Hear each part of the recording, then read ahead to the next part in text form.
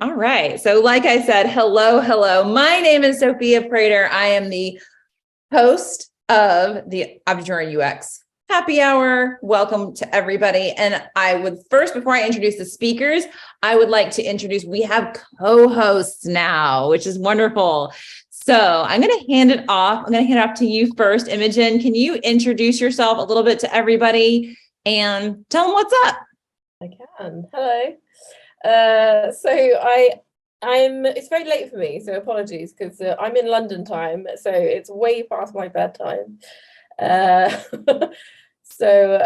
I drop off to sleep, just shout or something. Nudge you. I'm Imogen Levy. I am head of product in NHS England, based in London. So I'm really excited, particularly about tonight. I know Dani, and I know this is going to be super interesting, so I'm sure I won't fall asleep at all. And I'm really excited to learn about all things American EHR, because I have a hunch that they're going to be the same sort of problems. In the breakout group, it gave us a bit of a hint that they probably are. So I'm keen to hear more about that. But yeah, good to meet you all. And what is your role at the NHS? So I'm head of product, and I'm focused on urgent and emergency part of the NHS. So basically what happens when you pick up the phone and you dial 999, which is our emergency number, and everything that goes on with getting you to the right care at the right time. Awesome. And Imogen is also a certified OOUX strategist from pretty early on, right? Great. Yeah, cohort 3. So happy to have Imogen on board co-hosting. And we also have OOUX. OOUX, can you introduce yourself, please? Cohort 3. Yes. So my name is OOUX. I am based in Philadelphia. I saw one Philadelphian. Hi, Ellery. I don't know if there's any others on here. There you are. I am a senior UX designer at EPAM Systems, which is a consultancy. They are much more well-known in Europe than they are in the States. If you talk to someone in Europe, it's like you're talking about Google. And then here it's like an emerging consultancy. So that's what I do. And I am also very excited about tonight because I got to work on an EHR last year, and my colleague from that project is attending tonight too. So I think we're both really excited to see what's happening with your talk and what we can learn from it. So thank you. Awesome. All right. So thank you so much I'm just so over the moon to have OOUX and Imogen helping out here, helping curate the content, helping run these events. It's just amazing. So, and we have actually an upcoming OOUX happy hour. I'm like digging right now to give you the correct date. We have not announced it, but you can go ahead and RSVP. So that's going to be on March 9th. It's actually going to be one of our, I think we're doing it, yes, at noon Eastern time. So if you are in Europe, or if you are on the West Coast and you want to do more of like a coffee happy hour, that's going to be with OOUX and Imogen, and you're going to learn more about their work and what they do and their OOUX journey. So that's going to be super fun. Cool. All right. I'm going to introduce our speakers. So we've got some amazing speakers tonight. So we have Dani Nordin here. She is the product design architect for Athena Clinicals at Athena Health. And she's a certified OOUXer as well. Dani, how to describe? Dani is bold and so smart and funny. And she's just going to tell you exactly how it is. She is not afraid to ask questions. She's not afraid to poke holes. I just love this woman so much. She's just hella confident in her own voice, and at the same time, just so open to learning and growing, just really a thirst for learning, while at the same time having kind of what feels like, at least from my perspective and what I know about Dani, just feels like an unshakable confidence. Joining her is Liza Richardson, who I just got to meet, and I'm excited to get to know Liza more. She is a manager on the clinical content and informatics team at Athena Health, and creating specialty focused clinical content for the clinical's EHR. And she has been working closely with Dani, and we are going to get such a treat today to see how they're using OOUX to tackle complexity and OOUX the hell out of EHRs. So take it away, y'all. I mean, hell is apt, really, but I'll try to keep it. Oh, wait, I can't. It says I can't start screen share while someone else is sharing. Are you sharing? Sophia, you're muted and I can't share. I was just talking to you about how you can share now, because I was sharing my music. There we go. So we're good now. Oh, all right, cool. So hi, everyone. I might fidget a little bit. Can you see me okay? And my face is not like too, all right, cool. And apologies because my AirPods died like right in the middle of this. So you're going to get my awesome laptop audio, high quality presentation. So my name is Dani Nordin, as mentioned. I'm here with my esteemed colleague, Liza Richardson, and we're going to talk to you about how we have been using object-oriented UX in concert with other techniques to model some really complex domain problems within healthcare software. So this is going to take a couple of things.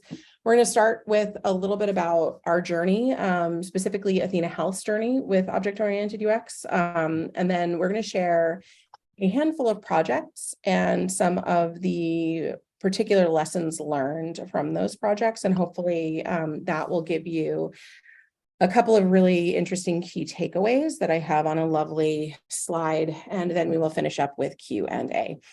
Liza will be checking out the chat. So if you have any other questions while it's going on, she can keep an eye on the chat and answer as she can. And she and I will bounce back and forth a little bit during the presentation.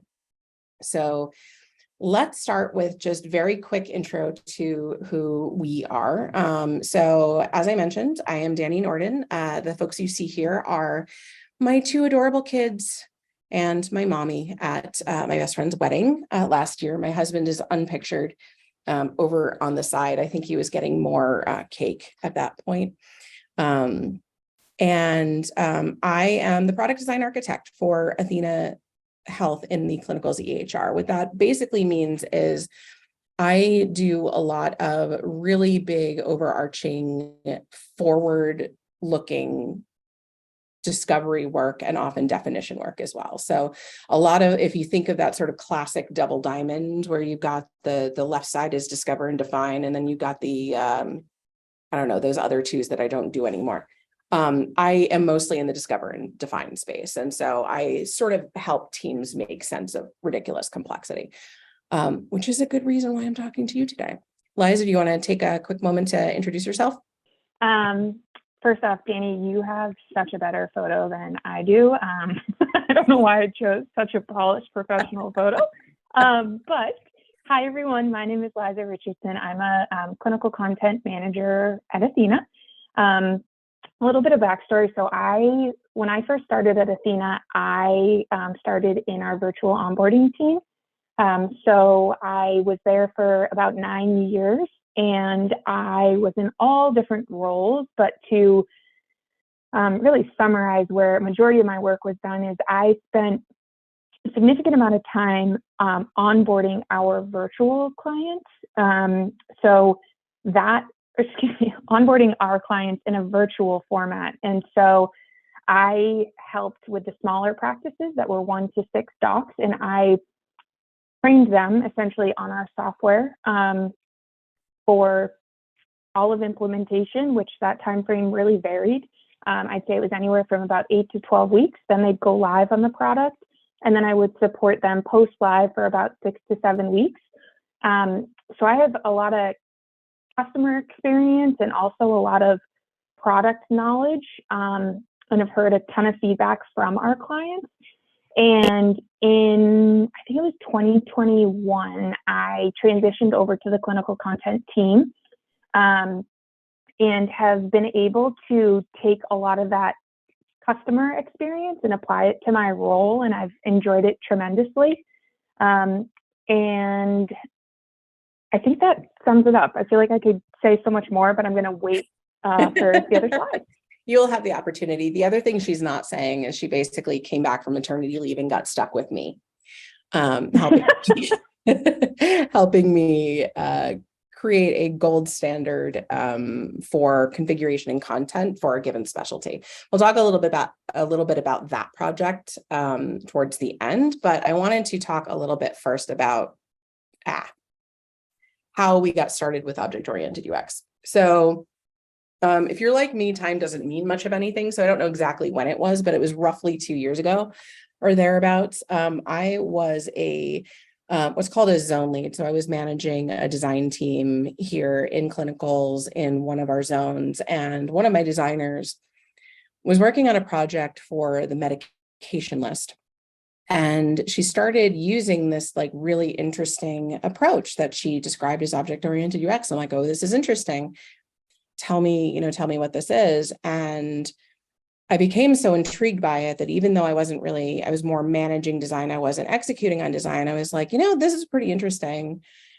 And we had some extra training budget left over at the end of the year. So I convinced my boss and said, hey, why don't we have Sophia come and do a workshop with us? And, we can all learn how to do OOUX. So we did a workshop with roughly, I think, 35 or 40 people over Zoom over 3 half-day sessions. And we did a project that was mobile app for managing your medication regimen. So Sophia and I worked on a really interesting design prompt together, and people just really, really loved it.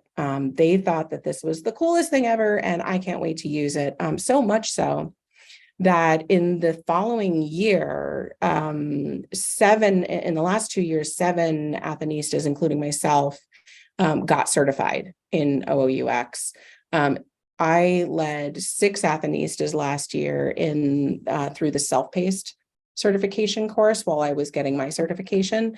And towards the middle of last year, we actually got the shorter boot camp for all of our junior designers and the entire clinical content team.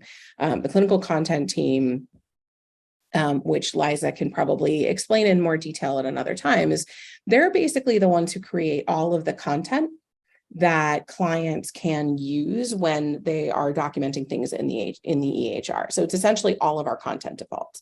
And if you've ever worked with an electronic health record, you know that content and templates are like 90% of the job. And when providers are pissed off, it's because they don't have the right content and templates.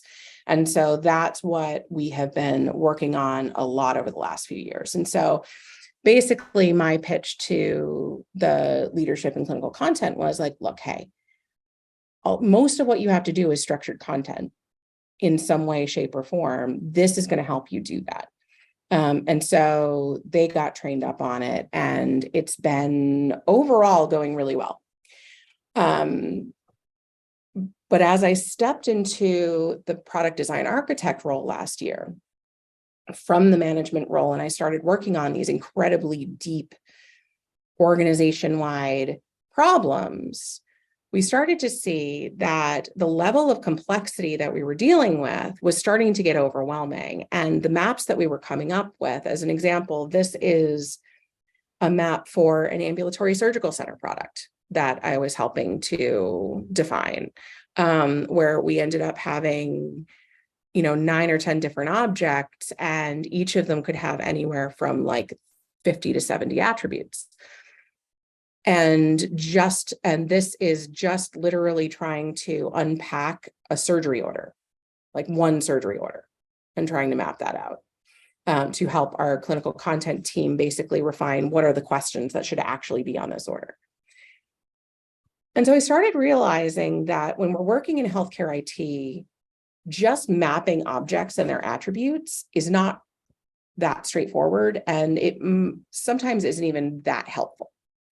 So as an example, let's talk about just a pair of basic objects in an electronic health record, the provider and the patient. You cannot have healthcare if you don't have a provider who's providing to a patient.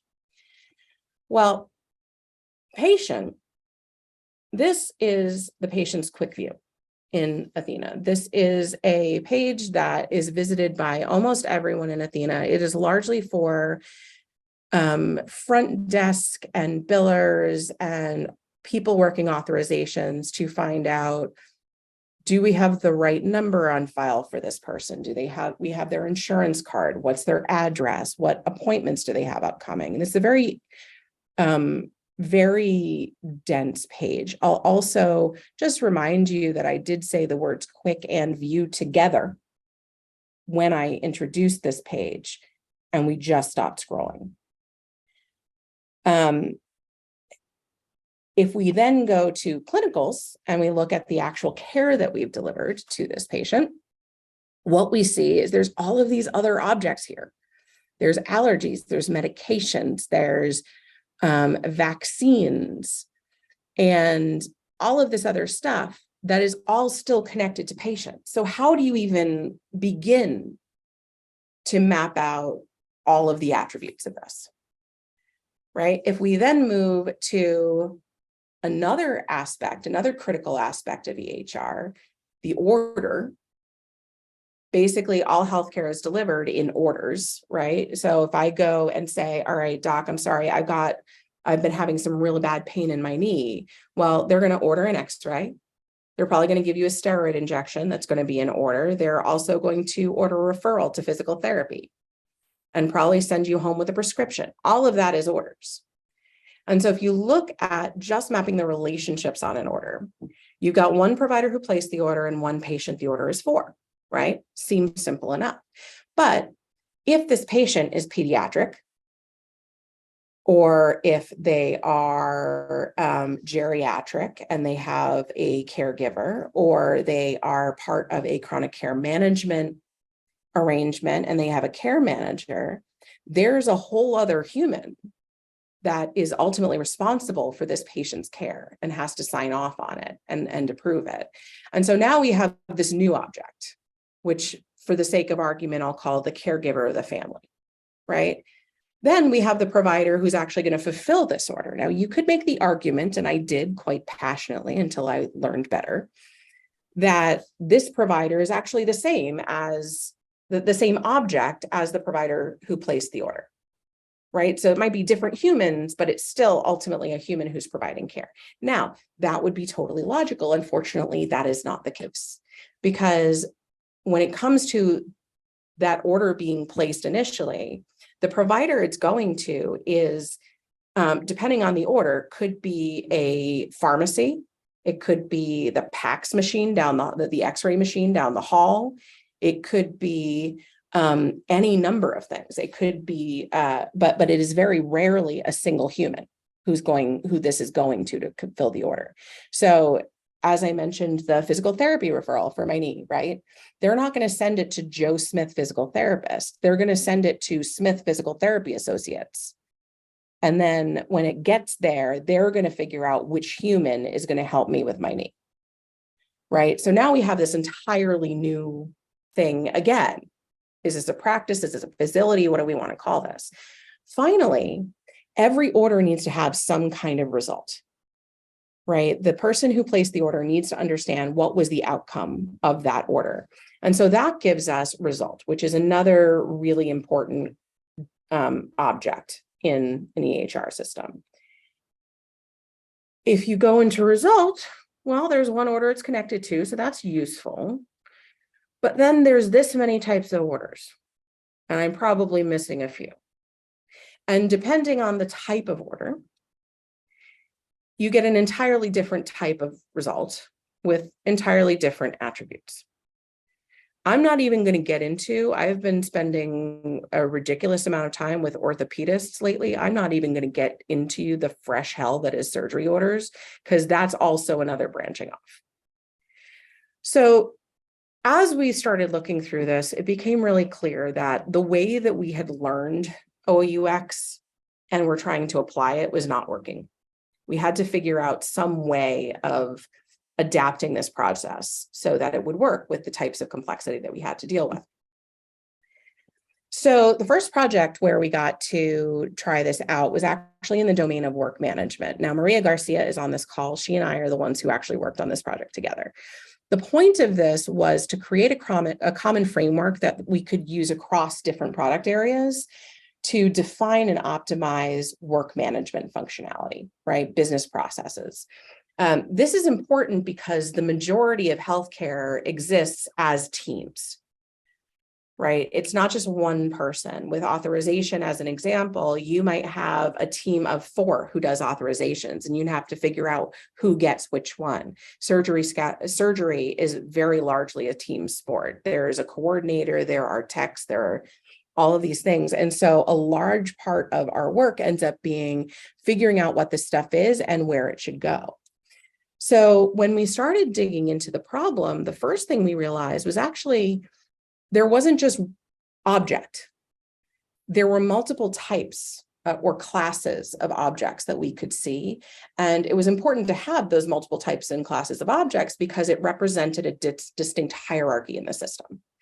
We also recognized that object-oriented UX alone was not enough to actually fully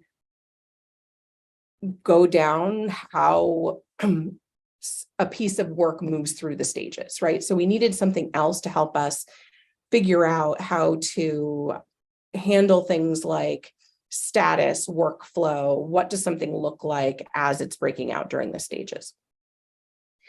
And we also recognized that the work list, while in certification, we talk a lot about objects and their lists. Well, a work list isn't actually it isn't actually a list. It is a container, right? Because it doesn't contain just one object. It contains a bunch of objects, and often objects of different types, right? And so these were the concepts that we ended up building into the process, the layer model that we put together. And this is kind of what it looks like when you're starting to map out the work object. Now, one of the debates we had to have at the beginning of this was, what is the difference between a work object and a task? And the reason that they are fundamentally different is because a work object is essentially a full process that has to be completed from start to finish, and it contains one to many tasks. And those tasks in themselves are also objects because they can be assigned to one person, and the person who's doing each task is not always the same person. And each of those tasks might have a different status when it's done, right? And so there's all of these different tentacles that came out when we started looking at tasks. And that's why work object had to be its own thing, because it's a collection of tasks that have to be done by specific people in a specific order or in parallel. So we had to have a way to model that. And so if we look at the patient care gap here, this is basically either the payer or a quality measure that you're signed up for has decided that this is some kind of care that you should get as a patient because of certain characteristics. So breast cancer screening, for example, is for any woman over 45. They have to have it every certain number of years, right? And it is connected to the patient and the provider, which is what we call origin objects. The reason we call these origin objects is because they are essentially the objects from which, and there's only like 3 or 4 of them, from which almost everything originates. There is very little, if anything, in the system that is not somehow connected to patient and provider. And so we needed to say this is its own thing. And there's all of these other objects that connect to it, but we can't think of this as it's just an object because it's a lot more than that.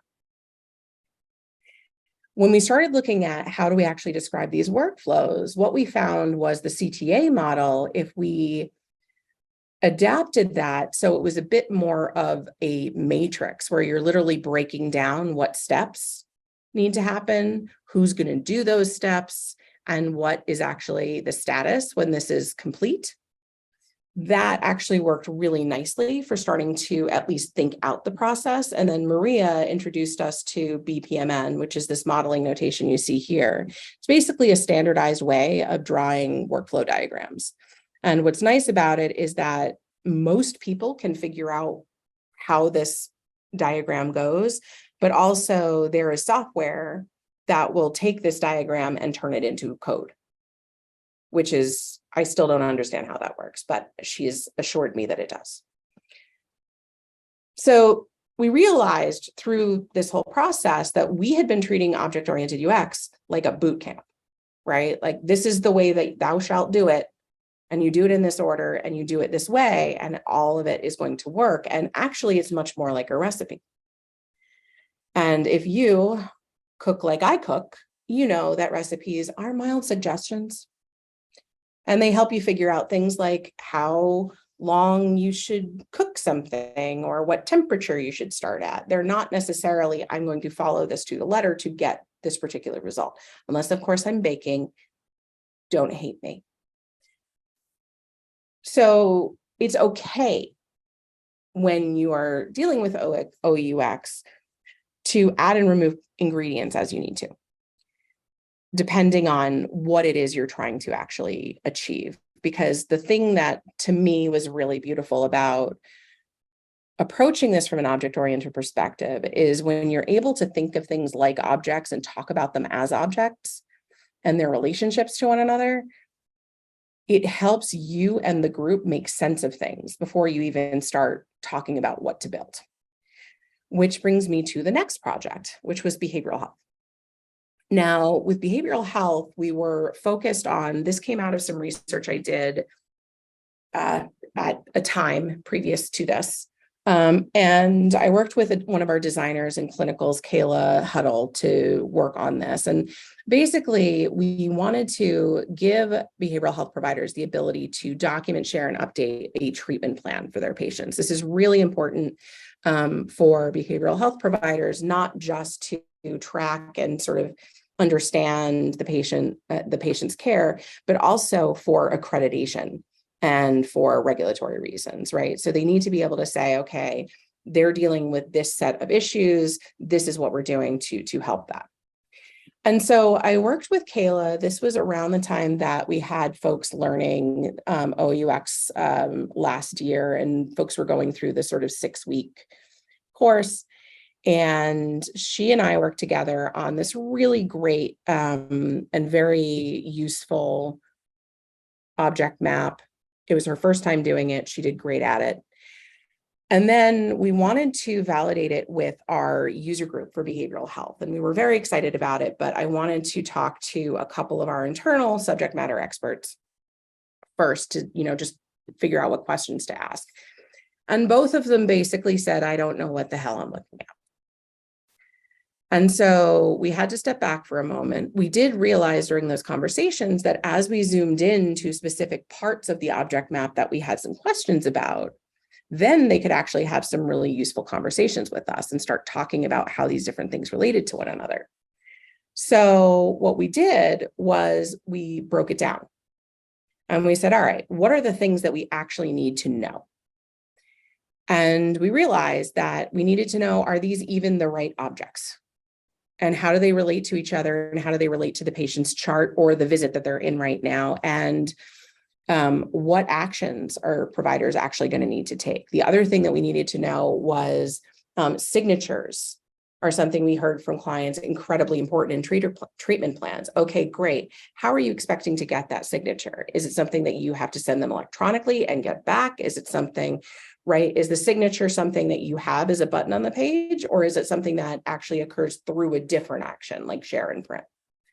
So once we had that set of questions, what we actually did was put together a handful of really rough slides. I gave a super quick overview of object-oriented UX, how it works, gave them tip on what the colors mean. And we started with, hey, is this where you expect to find it? This is where, right? And are these like approximately the stuff that you would expect to see here? Great. And then we had a few different slides where we were digging into specific things that we had questions on. And I'll just breeze through this really quickly, right? So these are the slides that we brought to the user group, and it worked like a charm. We had an incredibly nuanced conversation. Clients were so happy that we were coming to them this early in the game to get their opinion. And we were able to talk about things at the conceptual level without feeling like we needed to bring them something that was polished, that they would then pick apart and think is not useful at all. Right. So the lesson here is that when you're dealing with complex objects, it's often useful to focus on the most relevant attributes to the outcome you're trying to create. We found this in work management too, right? When you're dealing with a work object, it's often a larger object than the one in the system. And this is one of the things that's beautiful about having origin objects like patient and provider, because instead of trying to map all of patient, what you're doing is you're mapping the parts of patient that are relevant to the work that you're mapping out. Right. And so this gave us a lot of interesting nuggets. And then we get into ambulatory surgical center. And so this was a project that I took on. I actually worked with a couple of other members of the content team here. And this was actually the first one where it was less about functionality and more genuinely about digging into content and doing content strategy. Right. So this is not just what features need to be there or what fields need to be available, but what should the words be? What should the questions be in this checklist, right? And so we wanted to make it easier for not only nurses and doctors to more efficiently document their surgical cases, we also needed to make it easier for client administrators to create and maintain that content. That is actually one of the biggest challenges with any EMR, is that most of them, including ours, although we're making a lot of progress in that front, just make it really impossible to customize the software, while also bragging about how customizable they are. And that has been a song I have been singing and railing against for the last 2 years, and I'm making progress, and I'm very happy. Anyway, so here, what we ended up realizing was we actually need to dig into what these clients are actually doing and capturing. And the way that we modeled that was actually against the stages of a surgical case. So this is an example of, I took this from a service blueprint that I did at the beginning of the ASD project, where I just mapped out, here's the overall sort of story of what happens from the time you realize you need the surgery to the time you're checking up with them post. And we did interviews with a handful of clients, and for each client, we took their actual content and we mapped it against those different stages. And we had a conversation with them and said, okay, so I see that you're doing this over here. What is this thing? Can you tell me what you're trying to capture? Why do you need to capture this information? And that gave us a perspective on, okay, we actually see that there are some pretty common content objects that exist no matter what type of case you're dealing with, no matter what type of client you are. And conceptually, those are the same, like they're named the same thing. Their attributes are probably, though, going to change depending on the nature of the anesthesia, the nature of the specialty doing the surgery. But if you're doing a surgery, you have a safety checklist, which is where you verify the patient's name, identity, what the procedure is. You're going to have a timeout. You're going to have a staff list. When you get into it, you're going to have a staff list, right? So you're going to have all those things. As part of this and as part of a different project, though, we learned, or we recognized the distinction between what I'm calling documentation and charting. And the reason this is an important why this distinction is really important is because documentation is inherently narrative. It is meant to summarize what happened in a readable and understandable format. It's the thing that the physician is usually looking for when the event is over. They're not really looking for the charting, right? The charting is structured by nature. It is checklists and forms and check boxes. And it's really about monitoring. It's about safety. It's about making sure you're tracking the patient's vitals over the course of the surgery, making sure you're giving them the right meds, tracking their meds, right? It's really about keeping track of those things that are happening in the room. And while that information is incredibly important, it doesn't really tell the story of what happened and what was done in the way that documentation needs to. So both are really important, which helped us realize as a team that we needed a way to pull that charting stuff out of the documentation and into its own thing. Because we recognized that there were a handful of predictable structures that clients were trying to create. So in terms of literally, this is how the stuff shows up, right? How it's formatted. Is it a table? Is it a form? Is it a checklist? Right? There were these different things that they were trying to create, and they were using them. They were basically hacking them into this tool that we have called procedure templates, which are intended for documentation. They're intended to be paragraphs with dropdowns. And I'm going to flip it to Liza for a moment to just explain from the perspective of someone who has worked in both clinical content and onboarding, how sad this is. Yes, it is sad. Yeah, so during my time in onboarding, which was about 8 years prior to joining clinical content, what we would do is about halfway through onboarding, we would have the doctors get on the phone and we would have them talk to us about their documentation style, right? Was it dictating? Was it actually typing in the chart? Was it paper charts, which was very much a thing when I first started at Athena? And we talked through it with them. And there were a lot of discoveries that we would have during those calls. Some doctors didn't really care, I guess, during that call and wanted to wait until they actually started using Athena and were able to have the procedure templates in action, because that's just what worked for them. They were visual learners and wanted to see how they worked in the system. Other times they would send us their paper documentation, and what was very insightful, I guess, for us was how much we, Athena, were going to wick off of their plate in regards to that paper documentation. So some of it became completely obsolete and they no longer even had to use it. Others were going to be captured in other parts of the chart. And so as Dani said, these procedure templates really came down to documentation versus charting. So I was looking at one of these earlier, and in some of these first off, these are all, I believe, pre-op forms. You can see they all have their own flavor. There's some questions on here that I saw earlier that shouldn't be in a procedure template. There was a question about like allergies in here. There's a whole section in the patient's chart about allergies and whether their allergies were reviewed. And from a patient safety and CYA perspective, that information should be captured in the allergies. It shouldn't be in the procedure template. So it came down to a lot of educating the practices on how they can use procedure templates, but also, as you can see, they are very manipulative. You can really build them in any way, shape, or form. Yeah. There's also incredible functionality with these procedure templates where they can be mapped to CPT codes. So to not get too deep into the functionality, essentially when a provider clicks on a cerumen removal template, for example, it'll automatically populate the code that needs to be billed to insurance, which saves the providers a step, at the end of their visit. And doctors are all about saving steps. So practices got really creative in how they could use procedure templates, and sometimes they weren't always used for procedures, which becomes an issue.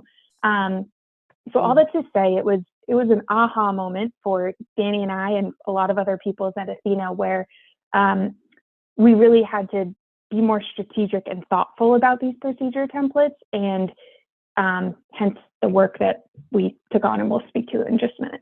Yeah, and I'll add one more thing, just in case it's not clear from this. All of these were hard-coded in HTML and copied and pasted into a text box that is like this big. So just in case that wasn't part of what you took away from Liza's excellent explanation, that is what is happening here. And so this was a really interesting opportunity for us, because essentially now that we understood, okay, there are structures that clients are trying to create. There are specific objects that tend to be the same object. They just have different things. What does that actually look like? And so we went back and started looking at, okay, so we've identified these objects. Where are all of the examples of these objects that we can find?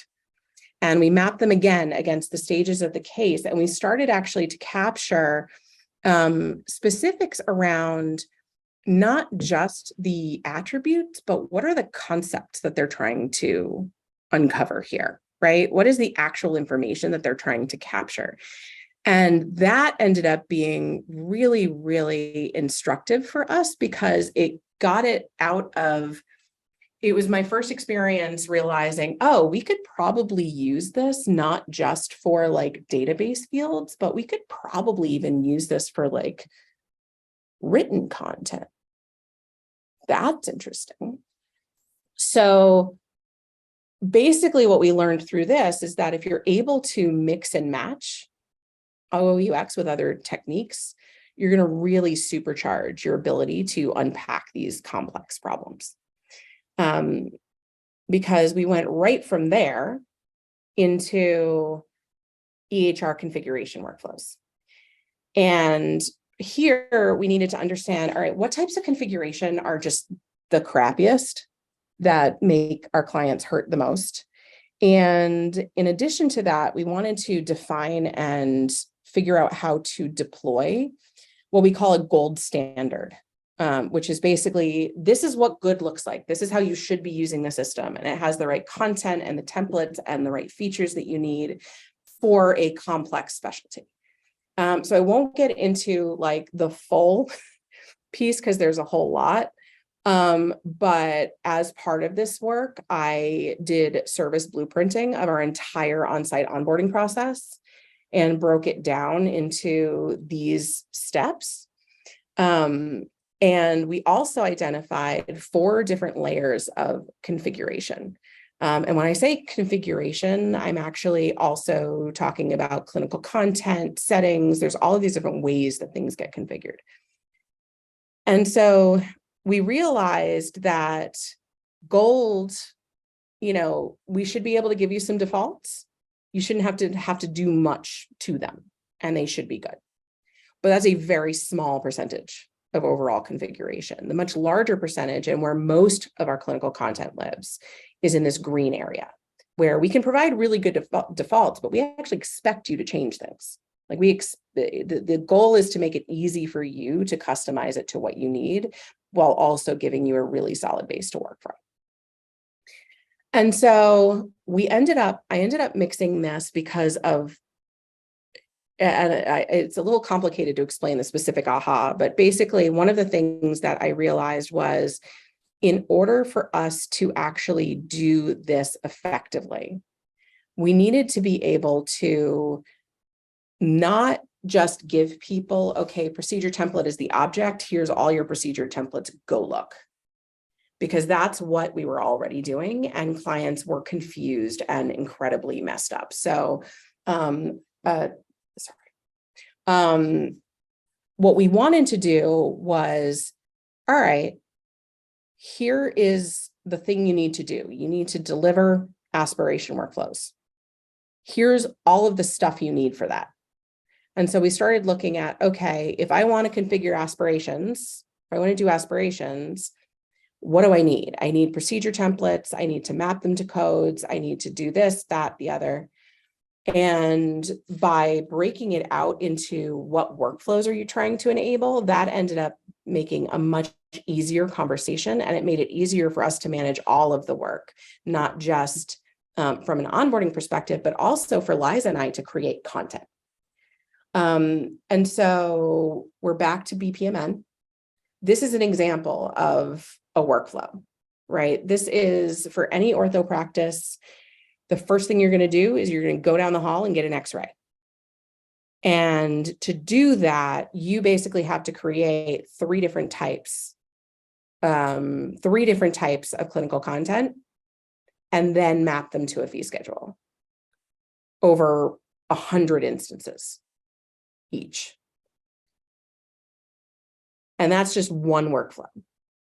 So I'll kick it to Liza to talk a little bit about how we approach specifically procedure templates. So this is an example of what a procedure template should, I use an air quotes, look like. And I'll have you speak to this quickly. Sure. So this is an example of a shoulder injection procedure template that was in a client's table space prior to Dani and I taking on this work. Just a few call outs here. So you'll notice that the top says lot number, expiration date, and notes. What we discovered with that is that that information can actually be found elsewhere within the patient's chart. So, or in an order. So it was no longer relevant here.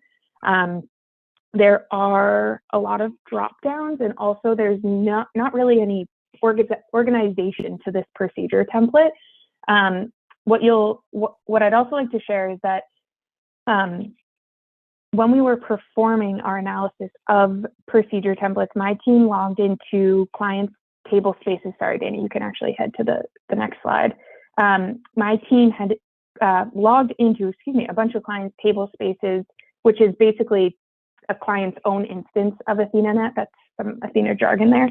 And we looked at a bunch of procedure templates during our discovery. And we found that over on the left-hand side were all the different elements of a procedure template, or all the different content that was in a procedure template that clients were documenting. So they were requiring laterality, the medication, the amount, the body part, the needle size, the lot number, expiration date. And so what we did is we took all this information and we had some questions to ask. Dani took these questions over to our ortho user group to really get their thoughts on how much of this do you need, and is it really actually relevant? Mm-hmm. And I also, as part of this work, started digging into our analytics and saying, okay, which ones are they actually using? Because any client can have literally thousands of these procedure templates. And so how many are they actually using? So I was able to dig into analytics with the help of our analytics folks. And then I also, very dangerous, learned how to do SQL queries, because I pride myself on being able to make friends with developers, and then they teach me things. And so I was able to find through some of our practices that we considered high performing, which basically meant that our internal folks thought they were well set up and they had happy providers. That's how we decide that they're high performing. And basically I downloaded all of their templates and I put them into Airtable. And what I realized really quickly was, if we did not add a piece of meta called type to this thing, there was absolutely no way we would even be able to find a way to make a start, because there's hundreds of different types. And so what I started doing was basically going through, and then Liza started helping me with this as well, and just started essentially tagging them and saying, okay, this is an injection template. This one is a medial branch block. And that way I could use Airtable to essentially make views of these different things. And then that gave Liza the ability to just say, okay, I'm working on steroid injections now. And then she could see all of the different examples of the steroid injections. We also, I also, now that we've been doing this for a little while, what I've been able to do is start to take what we learned and put it into a new Airtable database which the clinical content team can use for all of their procedure template work. And I created this awesome animation, which I'm very happy about, which takes this content field and actually turns it into HTML in another field so that Liza and her peers do not have to hard code HTML in order to put them in the system. Airtable's magic, in case I haven't told you yet. So if you look at the anatomy, I'll have Liza go through the anatomy, and then what's the time check? I think we're very close, but just wanted to double check that we're not. Y'all are fine. We're a little over the hour, but it's all good. Okay. So I'll have Liza quickly talk about, but you can see here, we're doing the same thing here that we did in the last project, right? We're basically capturing what are actually the things that they're trying to capture. And we're using that same approach with prose. Liza, go ahead. Yeah, so as I spoke to earlier, you saw that procedure template that was pre-building this out, and it was, not very organized and had information that was irrelevant. So what we did is when we rebuilt these procedure templates, we made them incredibly consistent. So of all the different objects that we created, we had like steroid injections, we had aspirations, we had visco injections, we had wound care. We made them all this same exact format so that our providers have that level of consistency. So when they pull up a visco injection, they know that it's medication, informed consent, procedure, and discussion. And there's obviously variations to the content that's actually within these templates. But overall, we tried to have, like, as we've outlined over there in the bottom left, like what was done and used. So medications and the procedure, the risks and the informed consent are all in that yellow section there. And then our discussion was pretty much the same for all of our templates. And that's a huge win for our providers. Our providers also want to know, like when they pull up a procedure template, they want to know what parts need to be customized. They don't want to have to dig through the procedure template and find the sections that they have to edit. So we were very thoughtful and put those sections to the top. So that section at the top there that said medications, they'll go in and they'll free type in whatever injection or medication and dosage they're putting in the patient, and then they can trust that the rest of the section might have one or two drop downs, but that's it. You'll also see here that we did an analysis on trigger digits, another type of procedure template. So again, we have the elements at the top that need to be in those trigger digit templates. And then there's muscles that also have to be included as well. Because of our set structure of these templates, Dani was actually able to tackle trigger digits. So she was able to look at the rest of Airtable and see, okay, this is exactly how Liza is building these out. This is the content that she's putting in these templates. I'm going to take trigger digits, that's a mouthful, and I'm going to run with it, and I'm going to build these out. And she crushed it. And it was really nice because, again, now we have a really solid structure for these templates that will hopefully lead into other projects that we're working on as well. Yeah, and you can almost think of those different sections as their own attributes, right? And so what I was doing when I was creating these trigger digit templates was, okay, well, I know we have informed consent, and I know that we list the risks. What are the risks of a trigger finger injection, right? And so I Googled and I found the risks. I'm like, okay, here are the risks. And then, okay, how does this procedure actually go? Right. And so basically most of what I was doing was figuring out, okay, when we're talking about the procedure, how does that actually go? What happens during that procedure and what elements do I need to tweak? And so it became a really interesting way of thinking through the problem. And because we had this Airtable database, if you recall, clients were very used to during the onboarding process, basically getting 1,500 procedure templates or however many procedure templates and being told, okay, now go look at them and decide which ones you want. What we were able to do, because now we have this new process, is I gave them Excel workbooks. And week over week, before they do their call with the clinical workstream leads, they just go through these and they put a Y. You can see these on the left thing. They can actually look at all of the procedure templates that we have and just say, yep, I want this one, this one, this one, this one, this one. And then we have a tool that actually copies them over to their table space. And so they're only getting the things that they need and not every single thing they could possibly have. And so this has really been an amazing process. This is actually, I got this yesterday from one of our advisory services people who knew I'd been working on this project and like, help, they only have one injection template. And I'm like, oh yeah, I can send you all of them. And I just sent her a link to Airtable. She's like, oh my God, you're amazing. I'm like, I know, but thank you. And so the lesson here really is as you're thinking through the objects and you're thinking through the mapping, digging into as much data as you can informs the objects and the structures you're modeling and can actually surprise you a lot.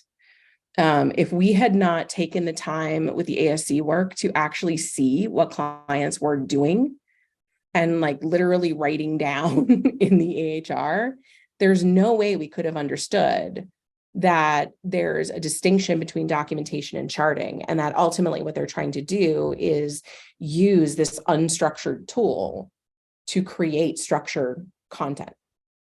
We never would have known that if we didn't take the time to actually look through literally hundreds of procedure templates.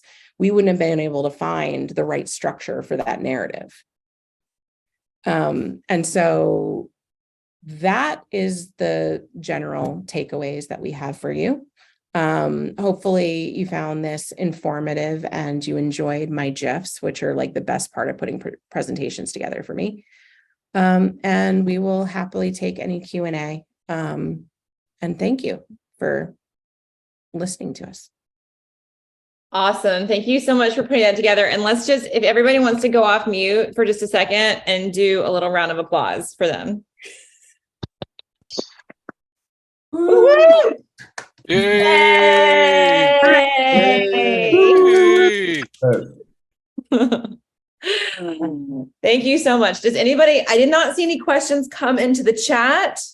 I just want to, you know, I told y'all Dani likes to poke holes, but I say that tongue in cheek because this is something that just to like echo everything that Dani said, this is OOUX is not replacing your process, right? Mm-hmm. OOUX adds to the existing stuff that you're already doing. It's not saying don't do service blueprinting, right? This is something to add to your process, and it is remixable AF. Like those 15 steps, like that is just like, that is the out of the box archetypical. You take that once you learn the rules, you go, you do the masterclass, however you want to learn those rules, then you start breaking the rules, right? Yeah. Good to learn the rules first, figure out what you're working with, all these different tools that we have in the OOUX toolbox, so to speak. And then you go and you stretch them and you break them and you introduce layers, which is super exciting. And yeah, so plus 1,000 to everything. It's really, yeah. And what's really been nice for us, like having that sort of object, you know, we had some folks who were very dubious about whether, well, you know, you can't get clients to talk about object-oriented UX. Every single client I've talked to about it gets it right away. And because what I'm not doing is showing them object maps, right? I'm not showing them that long object map. What I'm doing is saying, all right, if we say that this is the object, right?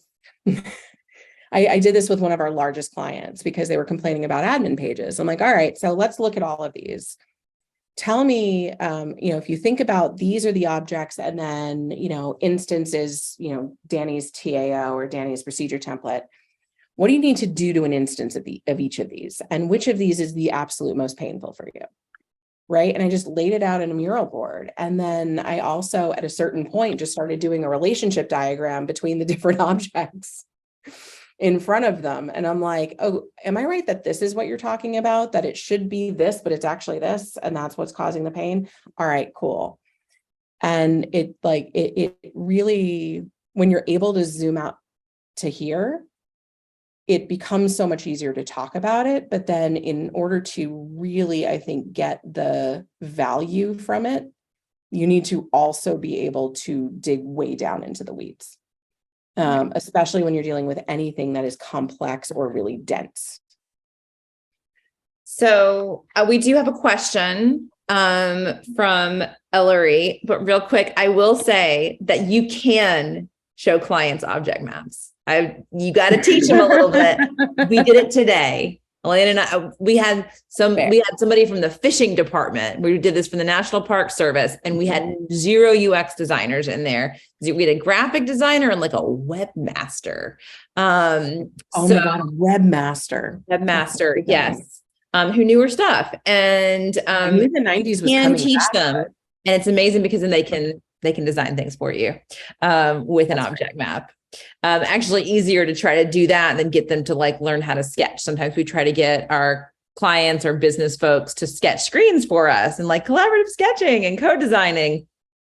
Better off with sticky notes, I think. So the question from Ellery is, can you give a general timeline of how long did all this take you? Oh, I mean, geez, this is the last 2.5 years of my work. But it's multiple projects, right? So behavioral health was spun off of, all right. So work management, Maria, I think that was like 3 months for us, right? And then you took it from there. I want to say it wasn't longer than 3 months. It was really about like a lot of I will admit that a lot of my work is basically staring at walls, squaring, and then suddenly I figure out what I'm trying to figure out. And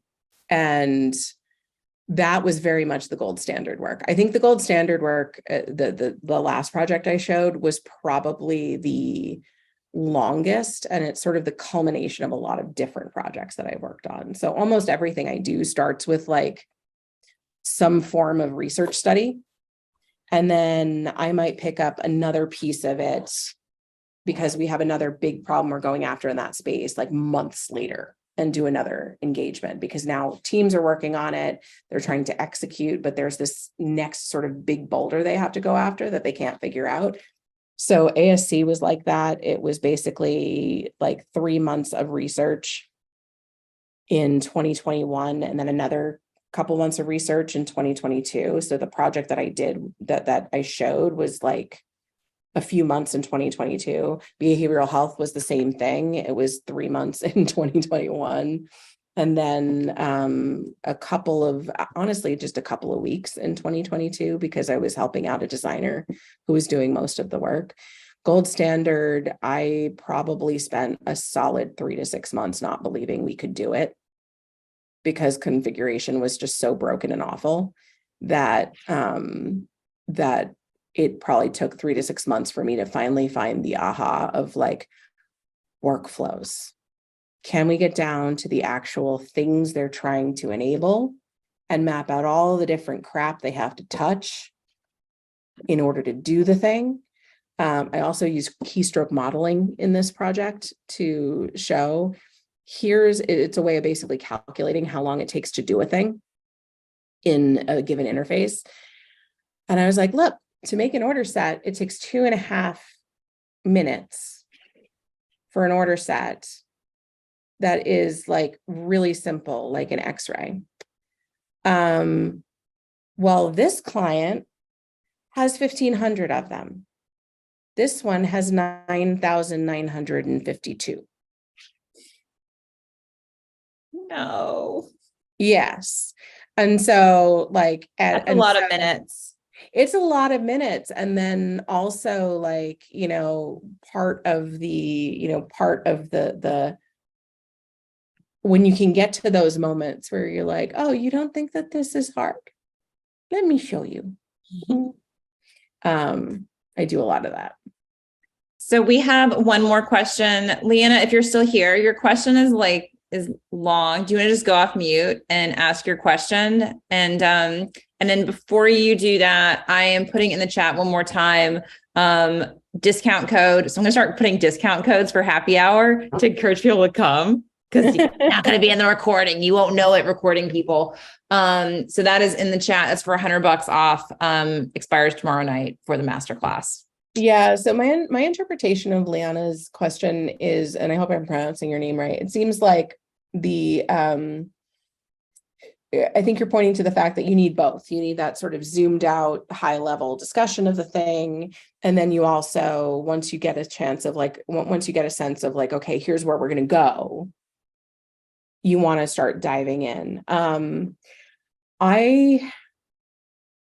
I would say a bit yes and no. So I think you're definitely right that being able to have that zoomed in conversation or zoomed out conversation is really important, especially at the beginning of the work, because you need to figure out, like, when we were doing the behavioral health, like, do we even have these objects right? Do they actually have to, like, do some of these things even have to be objects? Right. And you want to be able to make those early decisions as fast as you can. And so that's where having that zoomed out object map, where you haven't even figured out attributes, you're just looking at objects and relationships and maybe a couple of different attributes, or maybe what you can do to a thing. I say that a lot instead of calls to action. I say, okay, what do you need to do to this thing? That can be really helpful. And then you can even start to get into like shared object mapping. So back to Sophia's point, it's like I've actually done object maps with people. The reason I'm saying that it's yes and no is because part of what we needed to do, particularly with the gold standard work and even with the ASC work, is we needed to actually, we already knew the high level. What we needed was the weeds. And we needed deep, deep, deep in the weeds. And so in order for us with any of this stuff, to know what we had to create from a content perspective, and maybe that's a key point, right? Because it's more content strategy at that point than it is UX, although I honestly think they're the same thing, or I think they're very similar. We needed to zoom in, we needed to like go deep in. Like, there's no way we could have done that work if we weren't just staring into it. Yeah. And is that where, yeah, you definitely understood my question and also said my name right. Thank you. Is that where it seems like kind of the two times that you were doing research maybe played into that, and the maybe desk research of kind of getting assets and looking at them and coming back with some assumptions that you can then validate, right? Just trying to be mindful of people's time and getting the most out of those sessions. Yeah, exactly. Yeah. I mean, the thing that is really a blessing working at Athena is that we have so much research, because we have a lot of UXers. And so there's so much research, and I do basically nothing but research. And there's always stuff that you can look at. And when you're dealing with enterprise software, like, you can't walk into a client's business and not have done research, not have figured out, have we talked to these folks before? What do we know about them, right? And so I'm a big believer in, if we're going to do research, we have to have a valid reason. Like, we have to have a thing we need to learn. And we have to know that these are the people we can learn that from. And we have to have something concrete to ask them, right? And so those artifacts become really the cornerstone of that conversation, right? Like, these are the things that you've given us. Let's talk about that. And I've done the same thing when validating stuff. Basically, I'm like, okay, tell me about the workflows you do in your house, in your practice. Great. So we have these templates here. Can you look at those and tell me if that actually makes sense to you? Did we get anything disastrously wrong? Okay, awesome, right? And so that was how we validated. Thank you. No worries. Awesome, y'all. Well, we're quite a bit over our hour. Yes, thank you. This was just so good. We Karen. had to keep going. Thank y'all so much for showing up. I'll give you just one moment if anybody wants to put their LinkedIn in the chat to connect with each other. Probably should have told y'all that like an hour and a half ago, but feel free to connect with me on LinkedIn. I'm easy to find, Sophia Prater. And I hope to see y'all at the next one. Put your LinkedIn in the chat. Thank you. Dani, will you put your LinkedIn in the chat in case, so you can get all the questions? Oh, all the questions. Excellent. Hold on. because there might be some more people are going to sleep on this. I definitely feel the same way. I saw in the chat, I think Rick was mentioning like, this is a watch again. Like I'm going to need to be watching this again to really absorb all the cool stuff you did and some of these new methods and how you're combining this and remixing. All about SQL queries. That's what it's about. Yes. All right, y'all. Have a great evening and happy OUXing per usual. Cheers.